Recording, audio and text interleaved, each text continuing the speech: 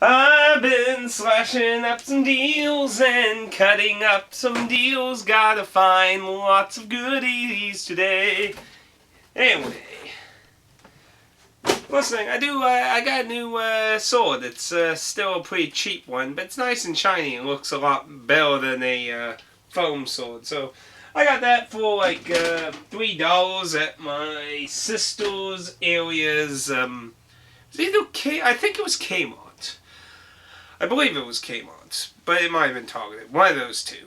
Either way, for anyone who doesn't know, it looks like I might have to squat a little bit because I don't have the camera in the right position. But anyway, I went and visited my sister, my nephew, and my new niece, who I have not gotten to see my niece besides pictures. So it was the first time me getting to meet my niece.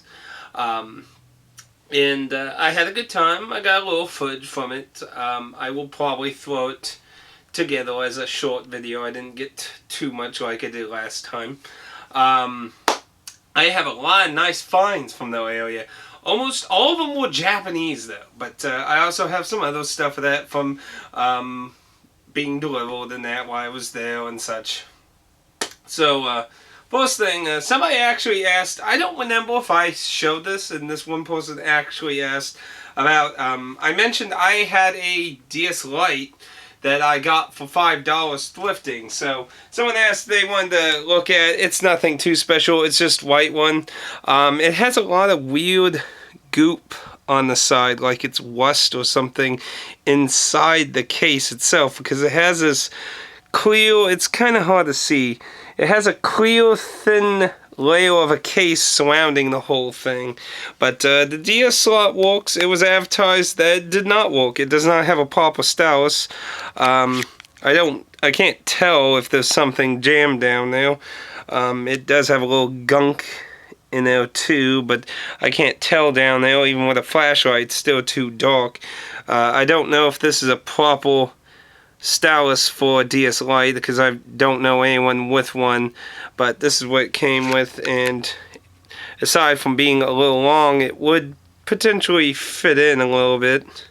And the GBA slot works, so it has good battery and everything. It charges fine, and as I mentioned in that SpongeBob thing I showed in one of the videos, well, I got this thing for $3.99 because it had a protective case that was for a DS Lite.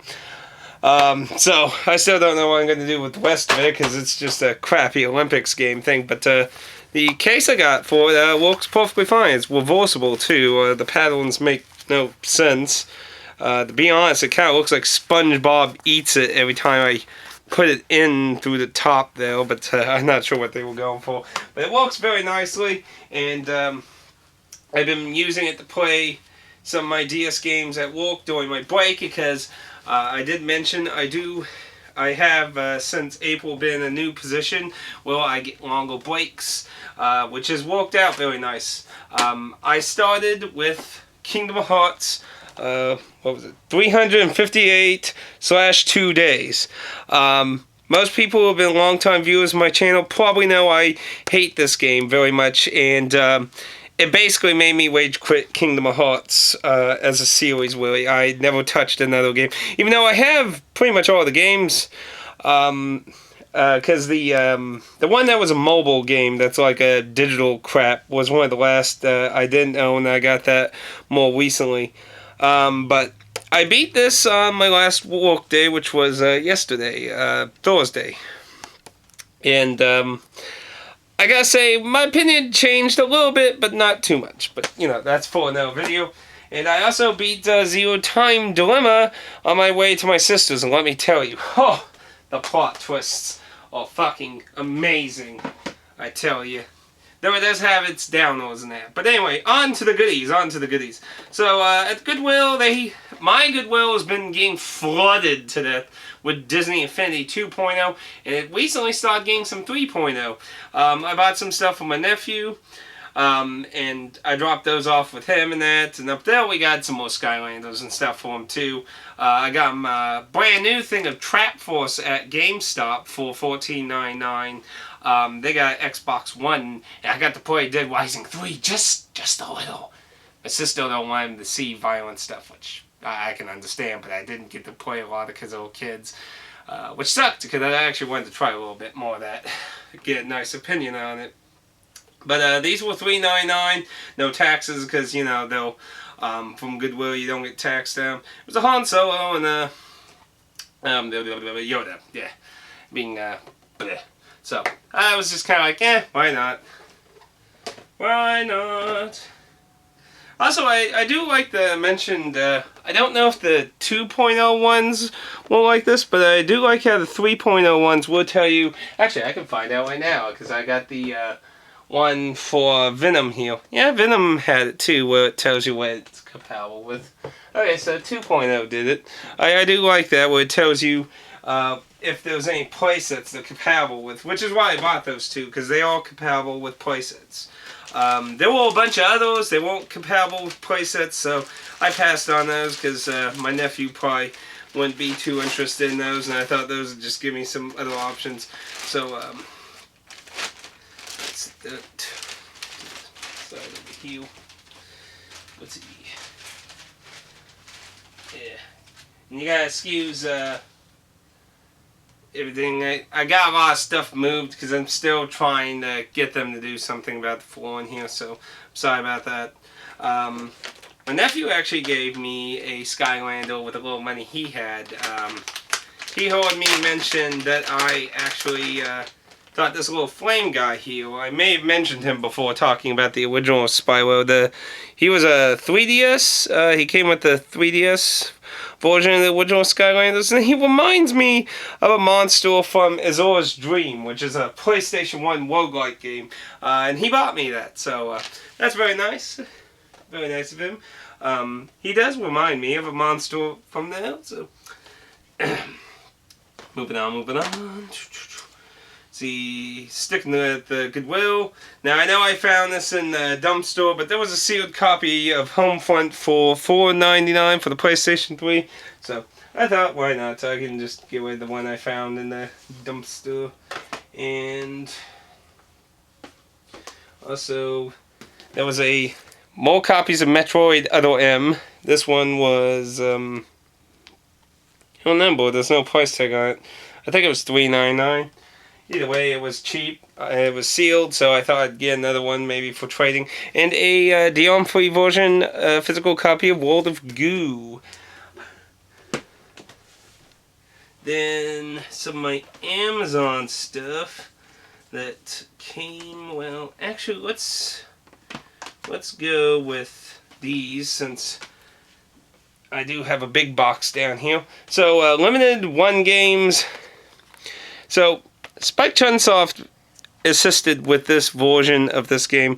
One Way Heroics, Dropping the Mystery Chronicles, was originally a PC game, an indie PC game. Spike Chunsoft with them made the console version and added Mystery Chronicles to kind of make it sound like it's part of the Mystery Dungeon series in a way. And that is what One Way Heroics is a different take on a roguelike Mystery Dungeon style game. It's fun what I played so far. It's very odd. Graphics are very nice. The portraits of characters are nice detail 2D, while the actual combat and everything in the world is a reminiscence of retro graphics. And then there was also Thomas Was Alone, which I've actually played a little of the PC version, because if you do anything with like Humble Bundle or anything, you probably have 5 million copies of this fucking game. It was a simple little narrative thing. I didn't play very far into it. I got, I think, 3 of Thomas's friends he makes along the game. It's something I thought about playing, and since I got this now, I have a big old excuse to play that sometime in the future. Then, let's stick those there, and let's move on to what I got in my sister's area. So first thing I got was a boxed Japanese game that had Enix on it. And I like to think I know most of Enix and Squaresoft's games. I've never seen this one. It doesn't ring any bells. I looked it up. There it is. The English title that it's known for. $25 is what I paid. It does have the case and booklet in that, so, but the box, as you can probably see, is pretty beat up. The online price was about $20-ish for the loose cart, so I just kind of went with it. It looked, I did get to see some videos. It looked like pretty decent RPG mechanics in that, so I went with it. If you are a, oh crap, what is the anime that, what is it called in English? Robotech. If you are a Robotech fan, this will freaking go off for you. So this is the title of the series in Japan, and this is a game on it. It looks like it's a shmup game, and you can recognize the characters there. This is complete. It has the book, and it even has the little spine thing that a lot of Japanese Saturn PS1 games have. The discs are very clean and everything. It was $16.95, and this came from a really nice store that there were two really nice stores I got to see, and I'm going to try and find anything like any website, social media. One of them said they had a social media and that. I'm going to try and give any links to them because the store, these 3 games I got here, was beautiful store. Beautiful. Had tons of collectible rare things you would not usually see in like GameStop or something like that. Especially Japanese games. I'm not usually into shmup games, but it's Robotech. I was like, sure. Now this one took me a second to remember because Syndrome sounded familiar. And by looking through the booklet, I remembered what this is. This is basically the predecessor of where Cocktail kind of went after the PlayStation game. I don't remember if any of the developers had anything to do with it, but that kind of style, though it's more a 2D playing thing. I believe actually Dorpon, one of the Dorpon games, actually two, the arcade cabinet thing. How that story is told in that arcade cabinet case, that's how this game plays. That was a reference to this series, which does have multiple entries. So I was just kind of like, oh shit, and it's all in good condition. It has its book and everything. Whoop. I do like the PS1 cases full power in Japan. They're a lot nicer than America's, and under just a little under $10. That's a good deal for import. And then this one was really cheap, $4.95, another import, and it was a front mission game that I never heard of. Now, I'll admit I'm not a huge, and sadly it does have a big crack on the case that I can fix, but all the stuff is in good condition, the disc and all that. But I don't have a lot of experience with a lot of the front mission games, but I have played some of the exclusive ones. Oh, it's so black, it's reflecting everything on the wall. Ooh, can you see Professor Lane now? A true gentleman never shows a shush.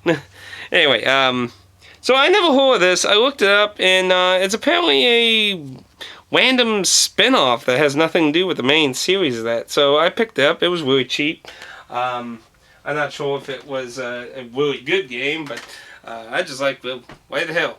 Also, finally got a more reasonable priced copy of Mirror's Edge, because like GameStop charges $20 for a fucking copy of Mirror's Edge, which is a joke. And then to top that off, you're lucky if you fucking get everything with it. So I got that at a chain of stores they have that's called Gamer, which I've been there a few times when I visited.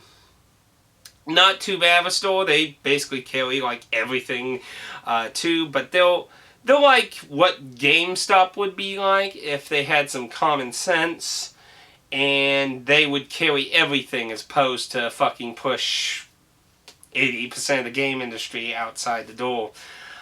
So it's a nice atmosphere, but they also come off the same way. It's like, how can I help you? Can you do this? Do you want to put your order that in? So, that store, the store I got the PS1 imports, very great store. I was praising the guy so much when it was there. Now, I also got some Super Nintendo stuff here. This came from a local store in the area that I went to one time. The first time I visited my sister in her area when they moved. The second time I didn't get to see it because they're closed on the weekends. So, Yu Yu Hakusho, one of the Dragon Ball Z games. Another Dragon Ball Z game. And another Yu Yu Hakusho. Now, sadly, this store did not have any real good titling for a lot of these. And doing a quick Google search with the Dragon Ball stuff didn't help very much, so I'm not 100% sure. I know Yu Yu Hakusho had some fighting games, and Dragon Ball Z had some of the weird card RPGs, which is what I'm hoping these might be. Or they also have fighting games too, but there's one Yu Yu Hakusho game I played a lot of back when I used to use emulators a lot, which was a strange, like, animated fight game with like a rock paper scissors kind of mechanic to it. I don't know how to describe it without showing it, so I'm kind of hoping one of these two were there, because that was actually fun. I played a lot of that. These were all like the majority, like the Dragon Balls were $7 and the Yu Yu Hakusho was $4 and $5. So pretty okay prices for loose carts. Most Japanese carts aren't usually lots and lots of money, so that's usually pretty decent. And one of the few non-Japanese games I got, I couldn't remember if I had a disc copy of King's Quest 7.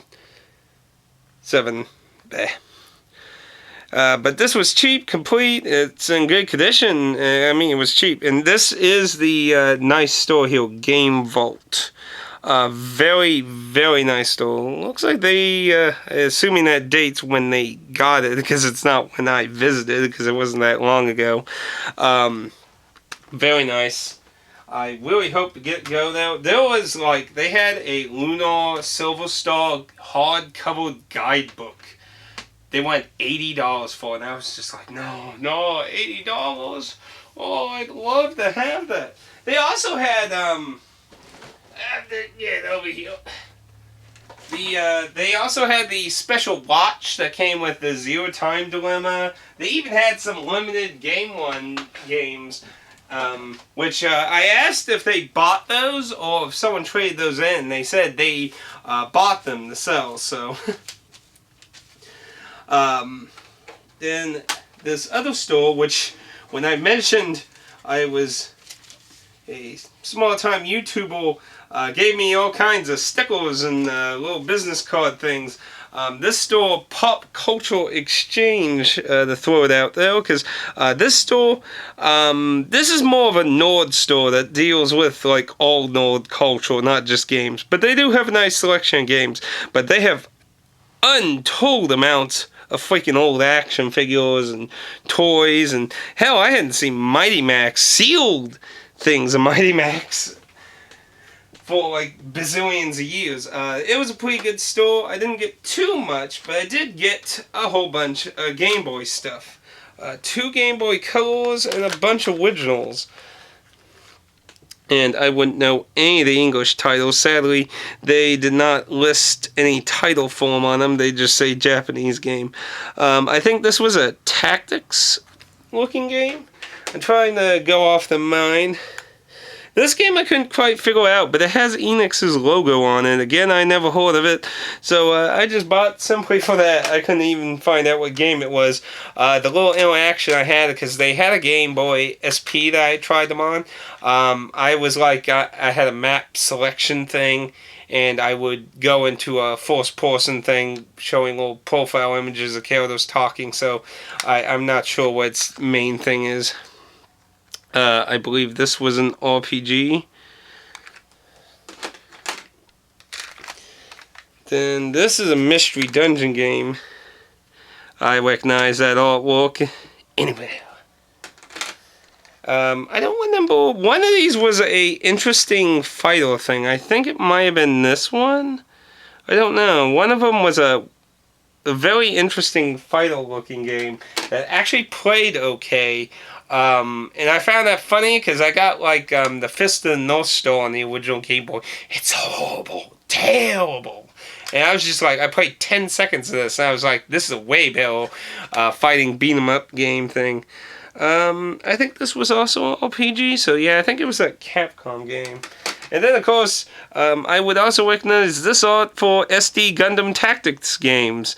It has a little bone mark there, shame. These, I believe, every single one of these, I believe, was $3.99, which isn't too bad for loose Game Boy carts, because you'd probably pay $10. If you're lucky, maybe $5 to import them off the internet, because, you know, they got to pay for shipping and that. Let's see. This one was $4.99. Yeah, pretty much aside from one, they were all $3.99, so 2 Game Boy Color and a bunch of original Game Boys. So not too bad, not too bad. On to some of the Amazon stuff that came in while I was gone. I got a copy of Shining Force Feather. I actually ordered this with the other Shining game that I got, Shining... oh, and I'm not even sure where on the shelf it is. The PSP one I showed off. This is brand new for $4. This was a return to tactics style format, which I know the title sounds ridiculous, but I liked the Shining Force game, so it's like, sure, why not? Now, you may be like, hey, you showed this already. Wait a minute, that's the ESRB rating. That's English. Yeah, in case you missed the memo, this did actually get an English release.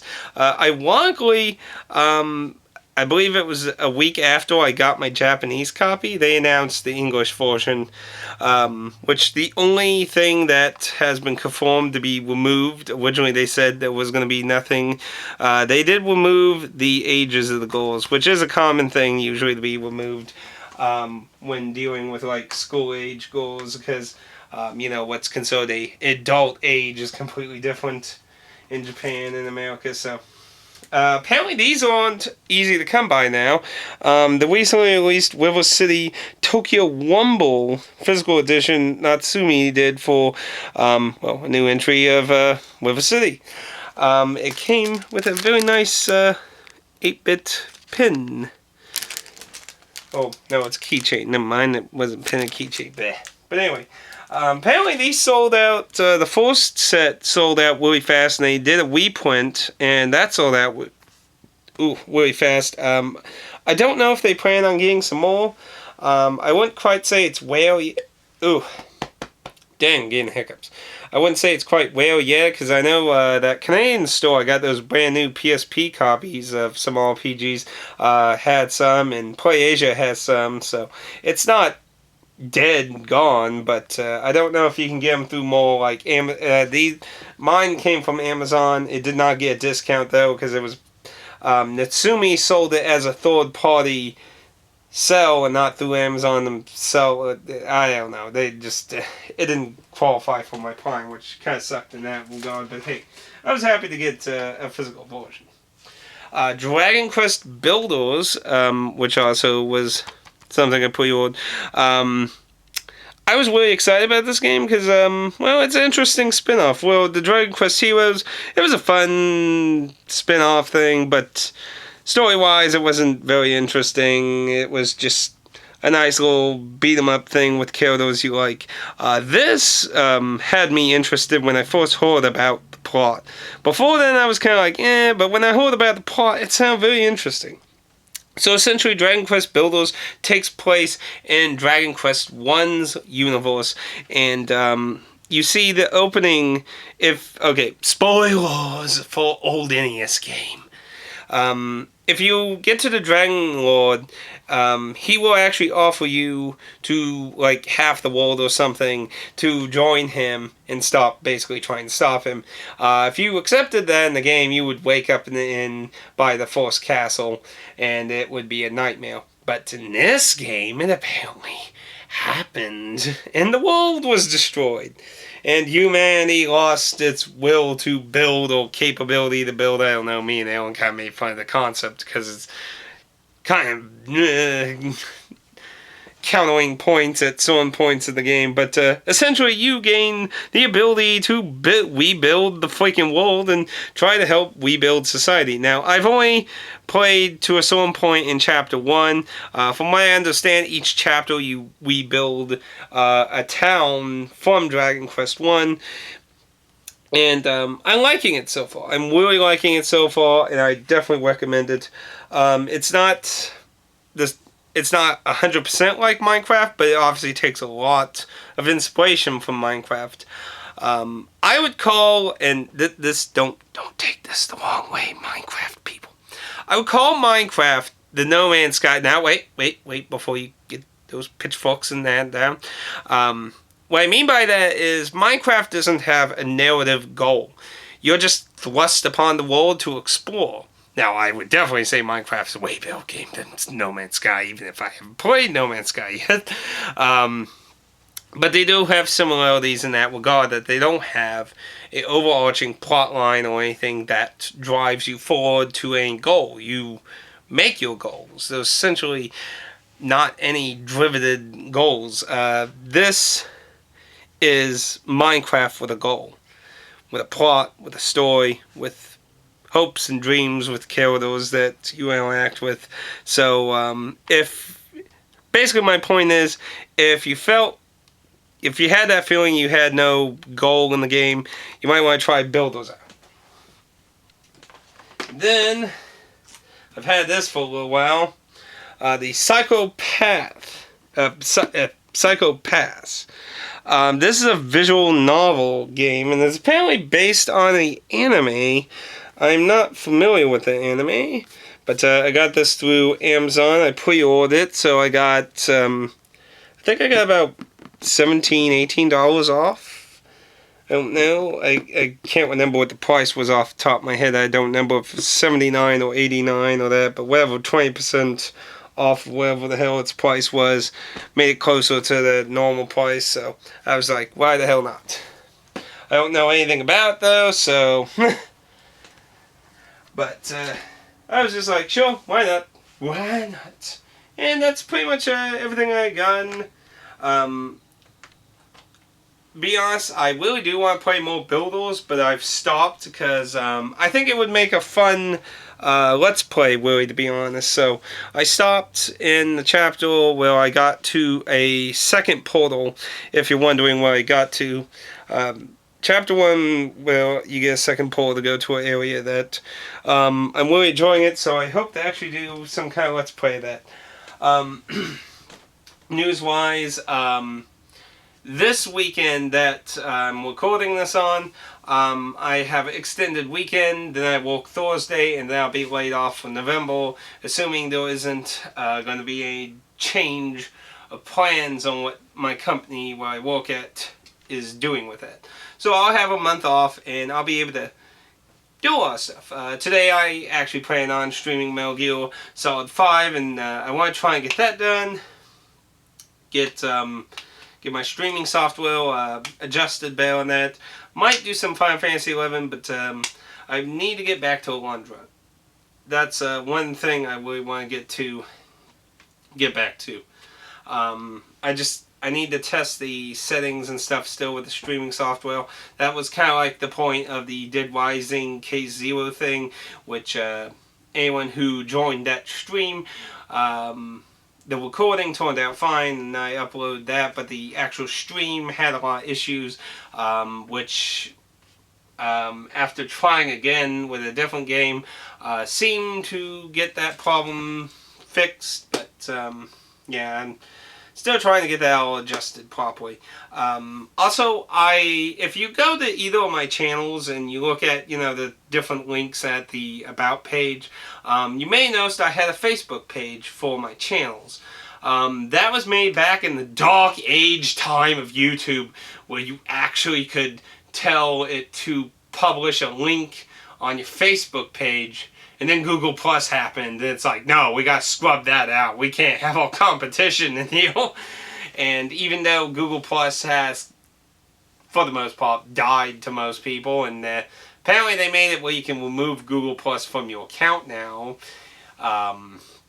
which I haven't even tried because I don't want to fuck up my accounts any more than what they always keep trying to fuck with everything. But I do have a Facebook page for the channels, and I've linked that to my PS4 account, because PS4, when you stream, and I would assume the Xbox One's probably the same way, when you go to stream from the console, it does offer you to send it to your Facebook thing. So I've refurbished the Facebook page, and you will find live streams for my consoles when I'm doing PS4. You will see a link on the Facebook page if that gives you a means to help keep track of when I go live with that. Also, I've been frequently posting on it a bit. I kind of stepped away from my personal Facebook page because social media is basically a piece of garbage right now, and with the election shit, it's even more toxin than fucking No Man's Sky's web forms. Pring! But, and no, I don't think No Man's Sky's weird thing was toxic. I just think people can't take criticism in that regard, but I was just taking a cheap shot at that whole thing. Anything else? I need to get footage for Undertale and that, but I do plan on getting an Undertale review. I know that's super freaking late. And then, of course, with the, what I put now, with the Kingdom Hearts game I beat, I need to get my DS software working on my new PC. That's something else I have to do before I can get that. Zero Time Dilemma, usually if you see me when I review something I can't record or that, I usually just, stand in front of the camera and talk. I really like this series, so I'm thinking of asking either someone if I can use some of their footage, or if I could I may just use like the trailer kind of stuff on a Steam page or something, but I kind of would like some footage to go with this, because, this is the closing of a trilogy. And I'm sure he'll do other projects similar to this, but, for this universe, I think the door is closed. That was kind of the idea of the third Zero game, so I do want to talk a lot of my feelings of that. I've been thinking and adjusting my thoughts of what I think about it as a whole and its connections and how good and bad, flaws and stuff like that. I have actually looked at some people's reviews of all three versions, because unlike the other two, this had a PC version in the Vita.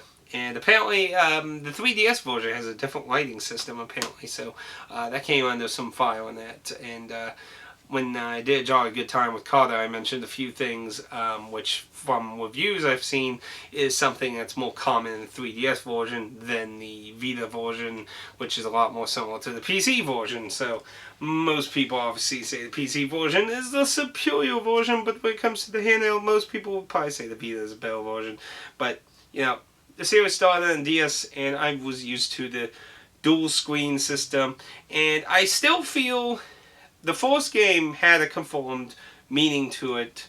The second game has been theorized, and I have a theory on the third game, which some people have also came to that conclusion of meaning behind the two screens. So I just kind of feel like it's something connected to the narrative in a way, and that's something I want to talk about in the game. And I also do want to talk about, I'm talking with a few different people on the interest of talking about Question Mark. If you don't know who Question Mark is, it has to do with 100% Virtue's Last Reward, basically. You get a special scene about someone who is only referred to as question mark. I don't want to spoil anything about Virtue's Last Reward, obviously, so I won't go into what happens in that. But question mark has been very, very widely commented on because, as far as we're aware, they didn't have anything to do with the third game, even though the second game gave the idea that it would. And the creator has commented on it, and I want to kind of talk about my thoughts on who question mark is and how relevant they are to the actual third game. I have a few different theories and some ideas, and I'd love to talk about it with some people. So if you're interested in that, feel free to leave a comment down below with that. But anyway, I think that's about everything that we talk about in that. Yeah, I can't think of anything off the top of my mind besides that. If you have any questions or anything about anything in today's video, please leave a comment down below, and I will see you next time. Ooh, ooh.